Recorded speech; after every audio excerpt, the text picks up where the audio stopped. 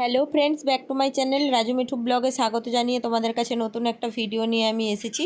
তো আজকে আমি বানিয়েছি ইলিশ মাছ দিয়ে বেগুন ইলিশ। তো তোমরা তো ইলিশ মাছের অনেকেই অনেক কিছু খেয়েছো, সরষে ইলিশ, ভাপা ইলিশ। আজ যেটা বানিয়েছি সরষে দিয়ে বেগুন দিয়ে ইলিশ মাছ। তো আমার মায়ের হাতের রান্না, আমি এটা মায়ের কাছেই শিখেছি। চলো বন্ধুরা, দেখতে থাকো।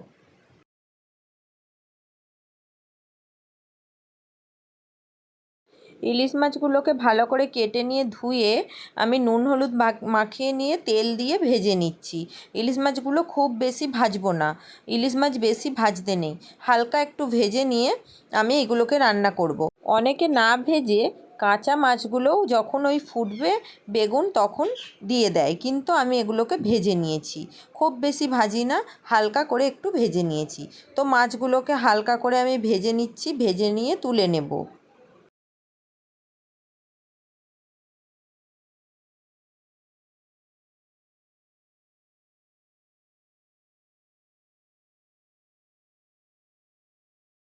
ইলিশ মাছগুলো আমি ভেজে নিয়ে তুলে রেখে দিয়েছি।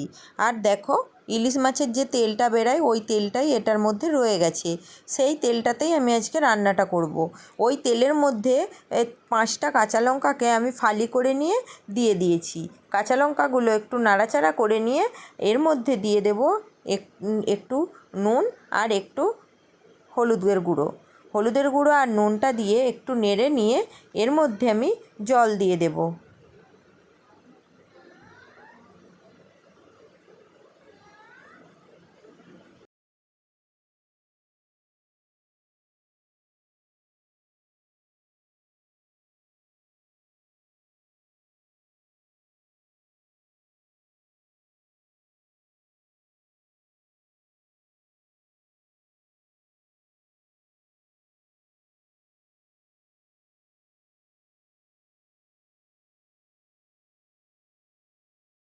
জলটা দিয়ে জলটা ফুটে আসা পর্যন্ত অপেক্ষা করব। জলটা ফুটে গেলে এখানে আমি কিছু নরম বেগুন কেটে রেখেছি। অবশ্যই একদম নরম বেগুন দেবে, তবেই খেতে ভালো লাগবে।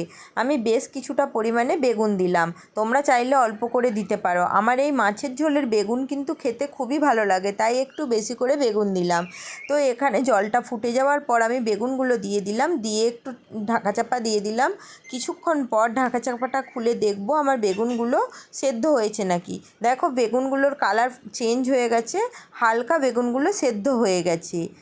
এরপর এর মধ্যে আমি একটা মশলা বানিয়ে রেখেছি, যেটাতে আছে কালো সরষে, কাঁচা লঙ্কা আর লবণ দিয়ে বেটে রেখেছিলাম। ওই পেস্টটা আমি এর মধ্যে দিয়ে দিলাম। আর কিছুটা পরিমাণে একটু লবণ দিয়ে দিলাম, লবণটা কম ছিল, আরও একটু লবণ দিয়ে দিলাম। দিয়ে এটাকে আবার আমি ফুটতে দেবো কিছুক্ষণের জন্য। এটা আমার যখন ফুটে যাবে খুব ভালো করে, তখন আমি মাছগুলো একে একে দিয়ে দেবো।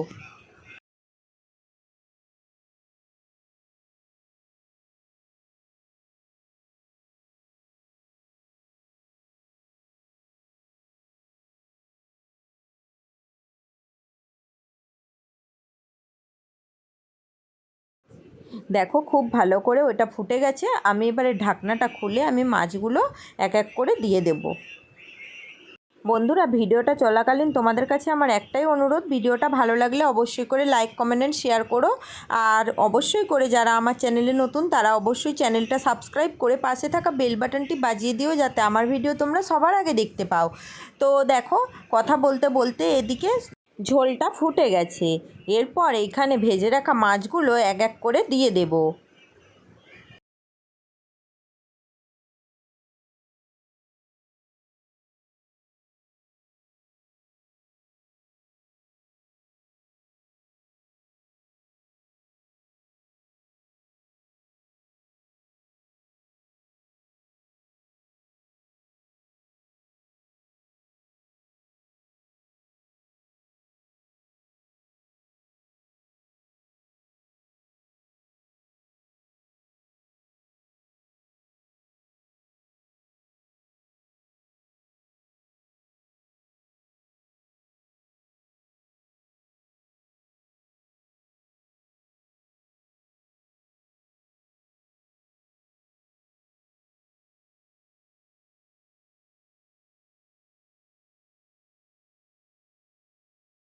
মাছগুলো দিয়ে বাস 2-1 মিনিট ফুটিয়ে নিয়ে এইবারে আমি এর মধ্যে দিয়ে দেব, যেটা না দিলে ইলিশ মাছের রান্না কমপ্লিট নয়, তো সেই ইলিশ মাছের মধ্যে আমি দিয়ে দেব কাঁচা সরিষার তেল।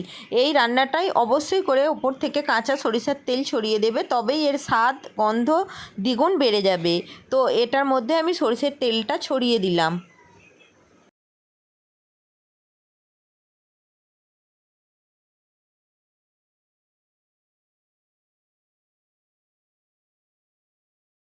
সরিষার তেলটা ছড়িয়ে দিয়ে এবার আমি এটা নামিয়ে নিলাম। তো চলো বন্ধুরা, এখানে আমার ভিডিওটা শেষ করছি। আসবো আবার একটা নতুন ভিডিও নিয়ে খুব তাড়াতাড়ি। ততক্ষণ তোমরা ভালো থেকো, সুস্থ থেকো, সাবধানে থেকো। আজ আসি, আর অবশ্যই এইভাবে তোমরা রান্নাটা করে খেয়ে দেখো।